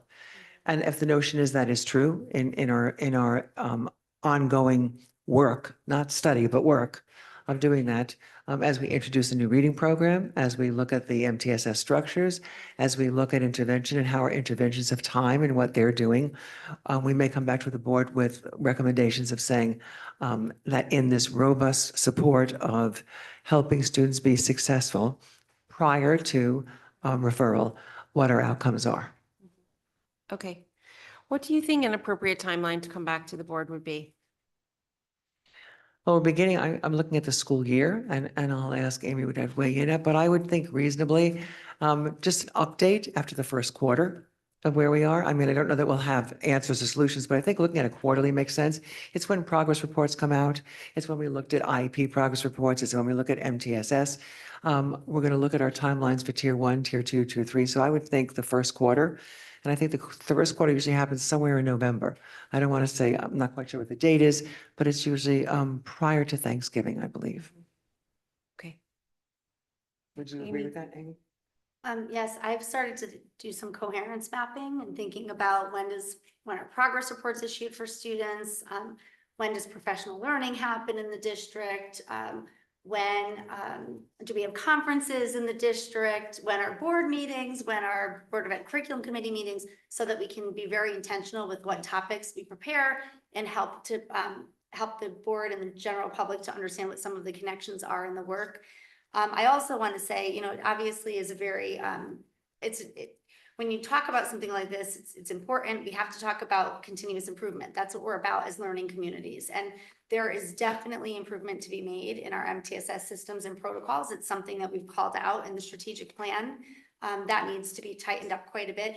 And simultaneously, our kids are performing at really high levels. When you look at the SAT data from across the state and AP scores, like the exit ramp when kids are going off to colleges, they're performing really well. So I think it is complicated. You have to look at multiple factors. The most important outcome of this, I think, is the work that we'll be doing together and the fact that, again, MTSS, while it's a general education initiative, should provide a through line from the core general education experience all the way through the tiers and through special education services. And, it's a fine line also we have a principal and assistant principal in the room right now, for teachers, general education teachers and administrators to be responsive to parents' requests, because when a child isn't meeting an expectation at the core, nobody wants to wait, right? But we also don't want to intervene to the point where like when you go to a doctor, you're prescribed a medication without some of those other interventions like exercise more, eat better, some of those things. It's complicated, but it's definitely we're going to continue to engage in together.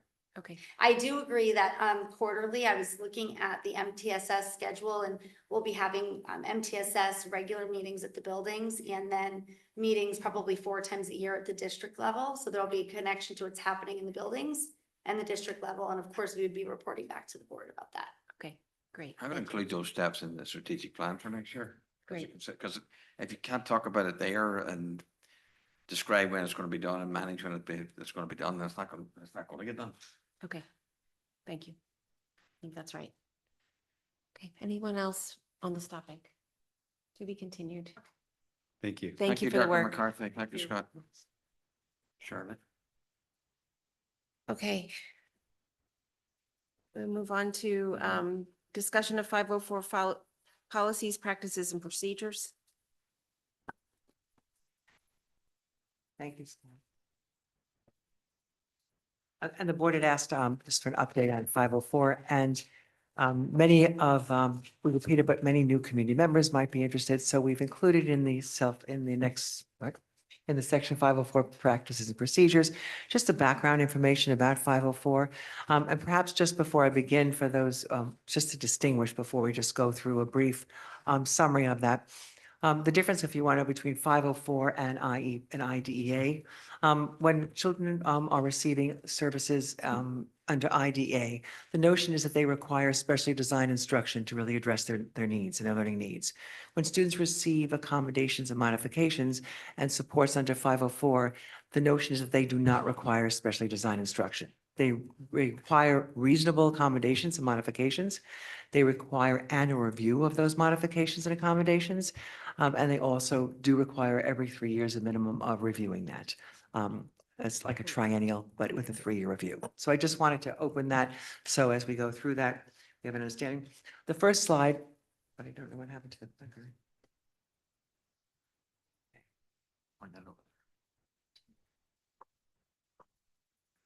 The first slide, thank you. The first slide really just gives the overview of the Section 504 Rehabilitation Act in 1973. It was actually the first time that the ADA Rehabilitation Act happened. And the idea just provides that there cannot be any, that access to all students or all adults and anyone who has, quote, a disability has to be able to have access to any public place, including schools, public places, any public arena. And that included, when it began back in 1973, really barrier-free environments. There were not bathrooms, there were not ramps, there was nothing to be accessible to people participating, whether they were going to a theater or they were going to a school.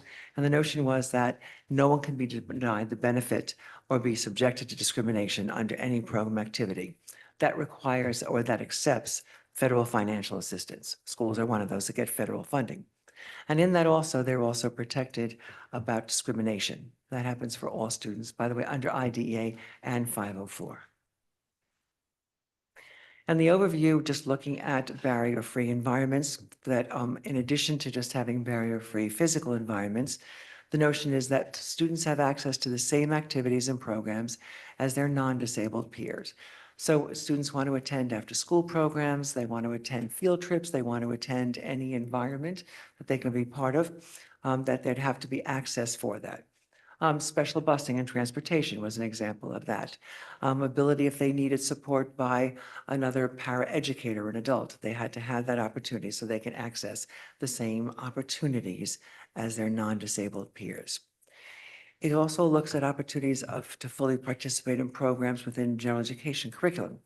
So if you think about a student who is in a general education program and perhaps they need an adaptive device, they need an FM system, or perhaps they need a specific kind of desk, or perhaps they need a wheelchair access. They need access to get into a cafeteria. We have to provide all of that under Section 504. And also safeguards to disabilities against discrimination and retaliation. And that's an essential component of the 504 bill to make sure that there are no students and they are free from discrimination and retaliation. Again, looking at the difference in 504 and IDEA, Section 504 looks at, does the student have a physical or mental impairment that does limit or substantially limit one or more life activities? We'll show you some of those major life activities later on in the appendices. And also under IDA, as I said earlier, how does it affect the student's educational performance? And do they require specially designed instruction in order to access learning and teaching or teaching and learning with their non-disabled peers? So regarding eligibility for Section 504, there is a coordinator. I'm the coordinator, actually. And each of our buildings have a Section 504 chairperson. It's the assistant principals in the secondary schools, as well as the elementary schools. Very often, they will convene a meeting. Parents will be informed when the meeting is being held. It actually is also monitored by Connecticut SEDS now, which has changed some of the opportunities also for accessing information. And during that team, they'll make knowledge about the student. They'll talk about what data has to be referred. If it's medical data, they may have a physician participate in it, or they may have a report from a physician. If it's a child who may have a hearing impairment, a child who might be visually impaired, a child who might have a medical reason, that information will be reviewed by the committee and determine what accommodations are reasonable. Sometimes accommodations may vary from a student has access to the nurse throughout the school day. Sometimes it might be that the student is allowed to leave when there's exacerbation of anxiety or different episodes that may occur, but it's really specific to that child's presentation and what they need in order to be supported. Under the evaluation procedures, we will look at school records. We also look at someone who has knowledge. Very often it may be the parent, it may be the nurse, it may be a teacher, it may be a physician. And we also often, there might be testing that is needed. I'll give you an example. A student comes in and has a 504 because they've recently had a skiing accident. And they happen to require someone to get, I'll say, from class to class because they need a wheelchair in order to access the building. At the same time, they heal and they're better, but they also might have some physical needs in terms of participating in gym or other activities, and they may require a PT evaluation. It might be that they need in order to access those activities that we provide a PT evaluation, so the 504 team can recommend that. It might be a child who's experienced some significant clinical needs and might need a psychiatric evaluation in order to determine access what reasonable accommodations may be. And we would also provide that under 504. Plans and meetings happen. There's an annual review similar to the IDA process where the team will meet with the family and the student when attending at least once a year and every 3 years at a minimum for reeval. And the district trends, we've done a comparison between 2024 and 2025. And as you can see, we'll go through the details of it, but you'll see the increase in different schools, but you'll also see the increase or changes within the classifications under 504. And we'll start with elementary. And as you can see, elementary went up in terms of students who are receiving 504 accommodations who have attention deficit disorders. You'll see they kind of stayed flat in terms of generalized anxiety disorder. And if you look at health impairment and also other disabilities, those often are interchangeable, and that's why you'll see it went from 154 to 110. But many of those students might have then been captured under other disabilities that went from 30 students to 71 students. And if you look at the notation on the bottom of the district trend slide, it shows that food allergies, fine motor impairments, visual motor impairments, and other neurological impairments. And in the appendices, it does list all the different impairments that may. So the team might, under health impairment, for a student who has a medical need, might have it under other health impairment, but they also might include it under other disabilities. So you may see a shift in terms of where students are identified. That was really improved over the last few years. It used to be there, you might have seen a generic 504, which didn't really tell the team that's working with the student what that area was and why they had those accommodations. So now we have really specified and made sure that we identify what the disability is and what the accommodations are to support that student. You'll see that trend in middle school also. When you look at other disabilities that went from 13 to 69 and 88 down to 45, again, those other health impairments. And I did speak with with our head of nursing services, Emily, and just spoke with her about the idea that it might have been that eating disorders or different areas were included in other health impairments, and more appropriately now, they should be in other disabilities. And you will see that same trend in our high school numbers as well.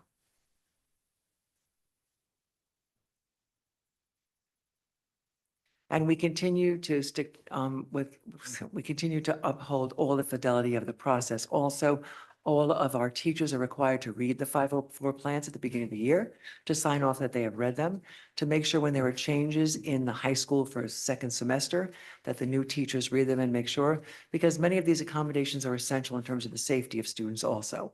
And we, with fidelity, ensure that everyone signs off on that. And any questions that you have? All right, thank you for that. Are there board questions about how that works? No. Okay, that was thorough. Thank you so much, Shirley. Thank you. Okay. All right. Follow-up action items. We have a couple of things from tonight. We just talked about adding some information to the strategic plan. Looking at the curriculum committee, subcommittee meetings for executive function, and I think for something else. I can't remember what it was earlier. We're definitely going to talk about writing, but I don't know if that was tonight. I don't know. I don't And remember. well, MTSS, a MTS follow-up in the fall. Okay. Yeah, And the that was the MTS. other thing. Okay, follow up in the fall. Okay, so Um, those are the three action items that I had. Am I missing any? I know you want some follow-up. Oh, Scott's gonna send, there were two reports we asked for in special ed. We asked for the state report card and we asked for something else you were writing down, Scott. Chronic absenteeism in the secondary level, yes.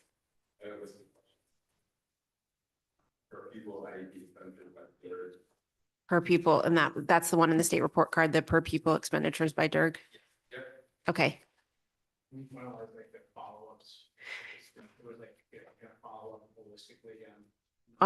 Yeah, good question. Because on MTSS, we're going to follow up, and I think we're following up on all of it in the fall, in the next yeah, around the November timeframe. The first two questions that Scott referenced, we You're can gonna send that in send memorandum. The state report card and the absenteeism will come in a, yes, Joanne? If we have more granular questions just about the data in general, is it okay if we email them? Yes. And if we find that there's something else we want to understand, we can follow up too. Dennis, were you going to say something? No? Okay. All right, with that, I'll move to public comment, please. If anyone in person or online would like to participate in public comment, please come up to the podium or use the raised hand icon and wait to be recognized. Once recognized, please state your name and address for the record and note that you will have up to 3 minutes to comment, and please note the time with the chair. Okay, Marge, I skipped the personnel report. Was there anything? It looks worse. There you go. Normal for this time of year. It's normal for this time of year. Every year we get 5 to 8 teacher retirements, and we send out that notification. The piece of good news is that more than 5 paraprofessionals have retired or resigned, so we will not need to lay anyone off. Okay, that's great news. Thank you. Thank you, Simone, for pitching in tonight. We appreciate it. No problem. There are no raised hands. Okay. All right. With that, I'll take a motion to adjourn. That is Dennis, seconded by Greg. All those in favor? That is unanimous. Thank you all for all the work tonight. Have a good evening.